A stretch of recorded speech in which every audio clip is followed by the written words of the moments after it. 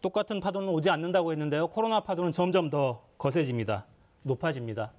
새로운 국면, 새로운 고비에 들어서고 있다라고 했습니다. 신규 확진자 2,000명대 진입에 대한 방역당국의 진단입니다. 코로나19 상황 이충헌 의학 전문 기자와 짚어보겠습니다. 자, 어서 오십시오. 네. 2,000명대입니다. 처음인데 정점이 아닌가요? 그게 제일 궁금합니다. 정점은 아닌 것 같습니다. 더 갈 수 있습니다. 조금 충격적이었던 게 2,000명을 일단 국민들의 심리적 저지선이라고 할까요? 그걸 넘어서게 된 거고, 또 하나는 최근 방역 당국을 지켜보고 있었는데 약간 감소 추세에 있는 것으로 보였습니다만, 또 지금 강력한 거리 두기를 시행하고 있는 와중에 오히려 증가해서 2,000명을 넘어선 거죠. 또 하나의 의미는 2,000명이 계속 하루 확진자 수가 2,000명이 넘어설 경우엔 이게 의료 측에 상당히 부담이 될 수 있다는 겁니다. 당장은 아닙니다. 당장은 중환자 치료시설이 중요한데 약 36% 정도의 여유 공간은 있습니다. 400병상 정도가 남아있긴 한데 계속 2,000명이 넘을 경우엔 중환자가 계속 늘어날 것이고, 그렇다면 의료 인력이나 또는 의료 측에 상당히 큰 부담이 예상이 됩니다. 그러니까 제가 궁금한 건 그거였어요. 중환자 치료 병상이 아직까지는 부족하지 않다고는 하는데 사실 침상이 비어있다고 해서 그냥 이게 부족하지 않다 이건 아닐 거잖아요. 그러니까 중환자 한 명에게는 더 많은 의료진이 투입돼야 될 거고 더 많은 자원이 필요하니까요. 그걸 감안해도 아직은 좀 여유가 있다. 이렇게 봐도 괜찮은 거예요. 인력 수준은 거기에 맞춰져 있지만 지금 보통 중환자 병상 하나당 최소한 간호 인력이 8명 이상이 필요합니다. 3교대로 돌아가기 때문에 그렇고, 또 여러 가지 방호복을 입고 또 여러 가지 기구들을 쓰기 때문에 그렇습니다. 병상은 한 400개 정도 있고 인력도 아직까지 크게 모자라지는 않는 상황입니다만 계속 급증하게 되면 당연히 모자랄 수가 있겠죠. 정부 당국, 방역 당국에서 지금 면밀하게 살펴봐야 될 부분인 것 같습니다. 네. 병상 개수만이 문제는 아닐 수 있다. 이거 좀 잘 살펴주셨으면 좋겠습니다. 이게 델타 변이 이야기 계속 나오던데요. 그러니까 전염력이 기존 바이러스보다 2배 가까이 높다고 지금 알려져 있어요. 이 영향이 크다고 봐야 되는 거죠. 델타 변이가 점점 우리나라에서 더 우세종이 되고 있고, 델타 변이가 워낙 전파력이 강합니다. 1.74배 정도로 보고 있는데 거리 두기를 4단계 정도로 하게 되면 한 2주 정도 지나면 30% 정도 줄어드는 것으로 생각이 됩니다. 30-40%.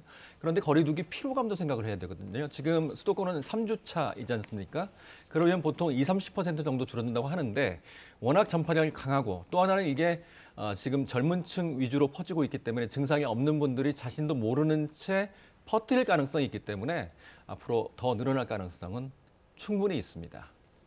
사실 국민들이 가장 기다리고 있는 거는 집단 면역이라는 단어일 것 같아요. 그러니까 이게 이 단어 자체에 좀 마력이 있는 것 같은데 그 시점이 되면 우리가 전으로 돌아갈 수 있지 않겠느냐 그런 기대가 있었고, 근데 요즘에는 그 기대가 조금씩 희미해져 가는 것 같은 느낌이 있습니다. 집단 면역이 뭔지의 정의가 중요할 것 같아요. 일단은 숫자로, 예를 들어서 전 국민의 70%가 백신을 접종하면 확진자 숫자가 줄어들 것이다. 그렇게 보면 이 델타 변이의 전파력을 보면 이건 거의 새로운 바이러스거든요. 코로나19 애초의 바이러스와는 상당히 다른 바이러스이기 때문에 그런 숫자를 보면 집단 면역은 그런 측면에서는 어려울 것 같습니다. 모든 감염병은 똑같습니다. 피해 최소화가 목표입니다. 사망률을 줄이고 치명률을 줄이는 게 목표입니다. 지금 영국을 보시면 영국은 7월 19일 날 봉쇄를 해제했죠. 한 20일 정도 지났습니다. 근데 그때 영국 상황이 3만 명 이상 확진자가 나오고 있는 상황이었거든요. 지금 영국은 접종 완료율이 60% 정도 되는데 지금 20일 정도 봉쇄를 완화하고 20일 정도 지났는데 3만 명에서 멈추고 조금씩 확진자는 떨어지고 있습니다. 중증 환자 수도 크게 늘지는 않았고 사망자도 크게 늘지는 않고 있는 상황입니다. 물론 영국만 보고 우리가 어떤 결정을 내리기는 어렵지만 집단 면역의 의미가 무엇인지 어떤 걸 지표로 삼아야 될지는 곰곰이 좀 생각을 해봐야 될 것 같습니다. 근데 오늘 신문지상에 나온 오명돈 중앙임상위원장, 서울대병원 교수죠. 발언을 보면 이런 대목이 있더군요. 70%가 접종을 완료해도 5차 유행이 또 올 것이다. 집단 면역은 가능하지 않고, 특히 저는 이 대목이 좀 눈에 띄었어요. 필요하지도 않다. 가능하지 않을 수는 있는데 집단 면역이 필요하지 않다? 그러면 우리는 어떻게 살아가자는 이야기인지 전문가들은 어떤 이야기를 합니까? 오명돈 교수의 개인 의견이라기보다는 일부 그러니까 전문가들은 또 그런 얘기를 하고 있습니다. 가능하지 않기 때문에 필요하지 않다라는 뜻일 겁니다. 거기에만 집착하다 보면 오히려 놓치는 게 더 있을 수가 있다. 이런 겁니다. 우리나라 같은 경우는 지금 60대 이상이 상당수가 1차 접종을 마쳤지만 2차 접종까지 완료한 분들은 전체 그 나이대로 봤을 때 15%가 안 되는 경우가 상당히 많습니다. 왜냐하면 아스트라제네카 백신을 접종했기 때문에 이 접종 간격이 8에서 12주 정도 되니까 아직도 못 맞은 분들이 계십니다. 지금 이 델타 변이 같은 경우는 특히 1차 접종만으로는 막을 수는 없고요. 사실 뭐 위중증으로 가는 것은 2차 접종까지 또 하면 90% 이상 막아낼 수 있는데 1차 접종에 머물러 있기 때문에 이분들을 접종을 빨리 하는 게 더 중요하다. 이렇게 볼 수도 있습니다. 애초에 집단 면역을 이루고자 하는 것은 그냥 걸려도 큰 문제가 안 생긴 분들도 백신을 맞아서 옆으로 퍼뜨리는 것을 차단해서 이런 위중증, 그러니까 고령층이 위중증으로 가는 걸 막자. 그래서 전부 놓자 이런 건데 지금은 2차 접종까지 안 된 분들이 계시니 고령층, 고위험군을 빨리 먼저 접종하자. 그런 의견을 갖고 계신 것 같습니다. 그게 더 시급하다. 그렇게 생각하는 것 같습니다. 그러니까 고위험군을 보호하는 방법이 두 가지가 있는데 사회 전체가 면역을 좀 확보해서 퍼지지 않도록 만드는 것도 방법인데 지금 상황에서는 고위험군에게 접종을 빨리 완료하는 게 좋지 않느냐 이런 논의가 지금 진행되고 있는 거군요. 왜냐하면 아까 영국도 말씀드렸지만 지금 싱가포르를 예를 들어볼게요. 싱가포르가 어제부터 또 봉쇄를 해제했습니다. 싱가포르는 지난해 8월부터 한 자리 숫자였습니다. 확진자가. 그래서 굉장히 방역 모범국으로 칭송을 받고 있다가 올 5월에 30명대가 나오니까 봉쇄를 했고요. 다시 7월 달에 100명대가 또 나오니까 봉쇄를 했다가 어제 해제를 했는데 싱가포르는 백신 접종률 완료율이 70%입니다. 3분의 2가 이제 백신을 맞은 상황인데도 계속 델타 변이 때문에 확진자는 늘어나고 있습니다. 그런데 중증 환자는 크게 늘지 않고요. 돌파 감염이 나타나고 있음에도 돌파 감염에서 중증으로 가는 확률은 0.7%에 머물렀습니다. 백신을 맞지 않은 사람은 7%의 중증 환율이니까 10분의 1 정도뿐이 안 되죠. 얼마든지 감당할 수 있다. 이렇게 판단해서 봉쇄를 해제한 겁니다. 우리가 좀 그 실험을 좀 지켜봐야 될 이유가 있겠죠. 지켜보기도 해야겠고요. 그러니까 결국은 이렇게 되나요? 백신을 맞으면 그러니까 이 델타 변이는 1차 접종만으로는 예방할 수 있는 가능성이 좀 낮고 백신 접종 2차까지 완료해야 더 이제 보호를 할 수 있는데 그렇다 하더라도 그러니까 1차만이라도 맞으면 그래도 도움이 되긴 합니까? 그러니까 이 질문을 왜 드리냐면 굉장히 중요한 말씀입니다. 자, 감염 예방에는 1차 접종만으로는 상당히 부족합니다. 3분의 1 정도, 33%, 34%뿐이 안 됩니다.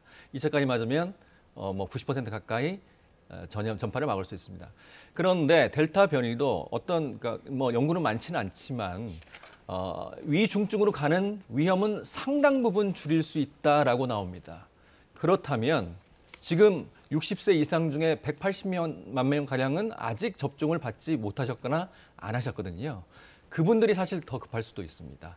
물론 개인의 의사에 따라서 맞지 않을 수도 있지만 그분들이 빨리 접종을 받아야 위중증으로 가는 것을 어느 정도 차단할 수 있을 것 같습니다. 네. 이충원 기자가 의사기도 하고 기자기도 하고 1년 반 넘게 지금 계속 취재를 해오고 있는데 1년 8개월입니다. 네, 1년 8개월이나 됐군요. 네.